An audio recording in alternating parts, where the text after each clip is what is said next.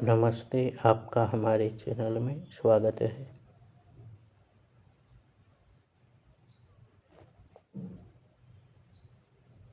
अगर विचार खुद को भूतकाल से स्वतंत्र कर लेता है तो यह विचार होना बंद हो जाता है। विचार और भूतकाल जुड़े हुए हैं। जहाँ विचार है वहाँ भूतकाल है, जहाँ भूतकाल है वहाँ विचार है। पूरा संसार सोचता है और सोचने के हिसाब से जीता है। यह सोचना भूतकाल से जुड़ा है, इसलिए संसार के जीने का तरीका पूरी तरह से भूतकाल पर निर्भर है। जैसा भूतकाल वैसा विचार, जैसा विचार वैसा संसार। क्या यह भूतकाल सुखदायक है? अनुभव क्या कहता है? अनुभव कहता है यह मिश्रित है। इसमें सुख दुख दोनों है। इसमें सुख ही चाहिए, दुख नहीं चाहिए ऐसा आग्रह रहता है, लेकिन ऐसा होता नहीं। हमेशा दुख ही भारी पड़ता नजर आता है। इस पर चाहे कोई लाख आपत्ति करे फिर भी यह वहाँ है। ऐसी स्थिति में उसका समाधान खोजना जरूरी नहीं, बहुत जरूरी होता है। ध्यान से देखें तो हमारे विचार ही हमें दुख देते नजर आते हैं। यथार्थ में इतना कष्ट नहीं भोगता आदमी जितना अपनी कल्पना व अपनी वैचारिक मान्यताओं में भोग लेता है आदमी।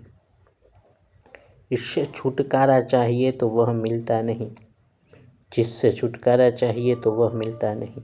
उपाय नहीं है ऐसा नहीं है, उपाय है, यहाँ भी एक समाधान है। विचार मुक्त, शांत, सुखी और सहज रहना है तो भूतकाल से मुक्त हो जाना चाहिए। हम सब विचार के रूप में जीते हैं। क्या विचार के रूप में हम खुद को भूतकाल से स्वतंत्र कर सकते हैं? हर स्मृति दृश्य भूतकाल है। जो नहीं है कहाँ है वह? वर्तमान तो फिर भी हो सकता है, लेकिन भूतकाल स्मृतियों में है और स्मृतियाँ कल्पनाओं के रूप में है। कल्पनाएं अवास्तविक है, इसे ठीक से जान ले, समझ ले तो कल्पना नहीं है, अर्थात स्मृति नहीं है। स्मृति नहीं है तो भूतकाल नहीं है। भूतकाल नहीं है तो विचारों के उठने तथा बने रहने का आधार छिन जाता है। भूतकाल ही नहीं है तो सोचेंगे क्या और कौन सोचेगा? मैं विचार ही तो है। विचार के रूप में हम सब मैं विचार ही है। ऐसा कहा जाता है कि क्षण भंगुर होने के कारण अपना सातत्य बनाए रखने के लिए विचार एक विचार को अलग कर लेता है।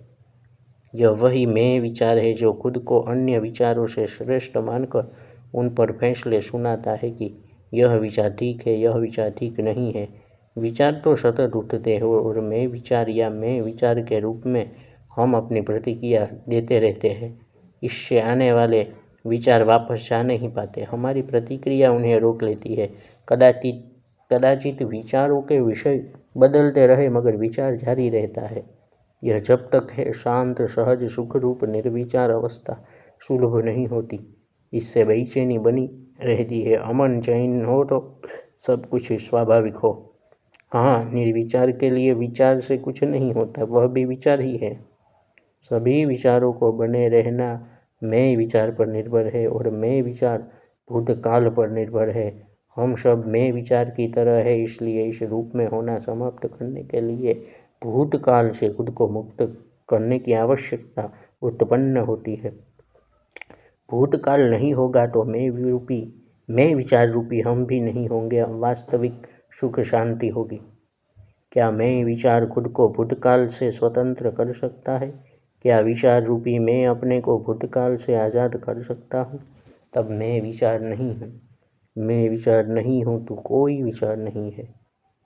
फिर तो विचार अपने से आ और जा सकते हैं, मगर उन्हें बल देने वाला, उन्हें टिकाए रखने वाला अनुपस्थित मैं विचार, मान्यता अमान्यता अनुपस्थित है।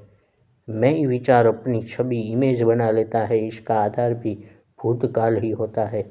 भूतकाल पूरी तरह से अनुपस्थित हो तो कोई छवि, कोई इमेज नहीं है। अकेला मैं विचार क्या करेगा?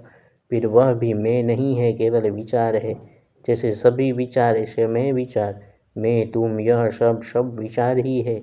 मगर इनके कारण उपद्रव कितना है। कोई विचार न हो, मैं विचार समेत, तो सहज सुख शांति छा जाए। यह सदैव है। जो समझे उसके लिए तो है ही। इसके लिए विचार मिटना जरूरी है।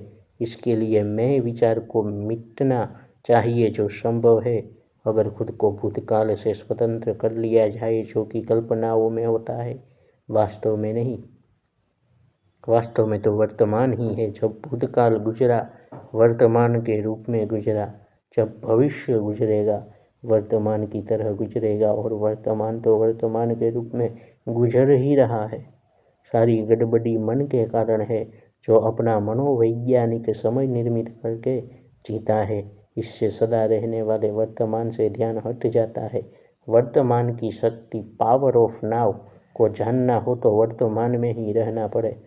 भूत भविष्य की ओर होने वाले तनाव खिंचाव को शांत करना पड़े। वर्तमान में विश्राम पूर्ण होने के अभ्यास, रिलैक्सेशन प्रैक्टिस से यह संभव है। कहते हैं तुम तो केवल वर्तमान की ही फिक्र करो, भविष्य उसकी फिक्र खुद कर लेगा। इसका कारण है भविष्य कभी आता ही नहीं। जब भी होता है वर्तमान ही होता है। और हम सहज स्वस्थ रहने की कोशिश, अभ्यास वर्तमान में ही कर सकते हैं। जो कहता है बाद में करेंगे, वह वंचित हो जाता है। बाद वाला समय कभी आता ही नहीं। जब भी आता है वर्तमान ही आता है। और वर्तमान में कुछ करने से बचा जा रहा होता है। इससे कुछ फलित होता नहीं। ऐसे देखे तो संसार रहता है मन में, हम रहते हैं हृदय में। लेकिन उल्टा होता है, हम रहते हैं मन में और संसार रहता है हृदय में। मन हृदय पर निर्भर है, इसलिए मन में रहने वाले हम हृदय में अनुभव होने वाले संसार पर निर्भर हो जाते हैं। अपने ही हाथों है अपना पिंजरा निर्मित कर लेते हैं। यह पिंजरा ऐसे ही बनता है। इससे मुक्त हुआ जा सकता है अगर हम हृदय में अनुभव होते रहे, जो मूल आधार है, तथा संसार को मन तक ही सीमित रखे। जब हम सचमुच हृदयस्थ होते हैं, तब बड़ी शक्ति, बड़ी प्रज्ञा जागृत होती है। यह लाभ केवल उसे प्राप्त होता है जो सतत वर्तमान में रहने का अभ्यास करके स्थिरता को प्राप्त होता है। स्थिर रहने को ईश्वर में रहना भी कहा है। चूँकि ईश्वर सर्वत्र है, इसलिए जो जहाँ है वहाँ वहीं ठहर जाए तो यह पर्याप्त है। वह ईश्वर में समाहित हो जाता है। इस विषय में शरीर भी काफ़ी मदद कर सकता है। शरीर सदैव जहाँ है वहाँ है, परिवर्तन की कोई सुविधा नहीं है। जब भी जहाँ होगा वहीं होगा, किंतु मन दूसरी जगह रह सकता है, रहता ही है हमेशा तब वहाँ। इसलिए हम ऐसा ध्यान कर रखें कि जहाँ मन है वहाँ ईश्वर नहीं है। माया है, माया महा ठगनी हम जानी। और जहाँ शरीर है वहाँ ईश्वर है। इससे देह में रहकर ईश्वर में रहने की सुविधा प्राप्त हो जाती है। मन का, विचारों का भटकना बंद हो जाता है।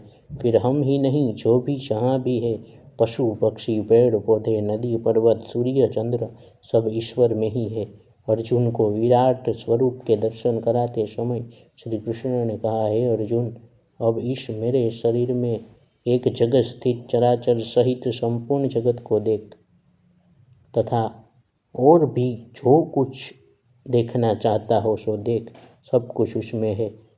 एहैकस्थं जगत् कृष्णं पश्याद्य सचराचरं मम देहे गुडाकेश यद्दृष्टमिच्छसि।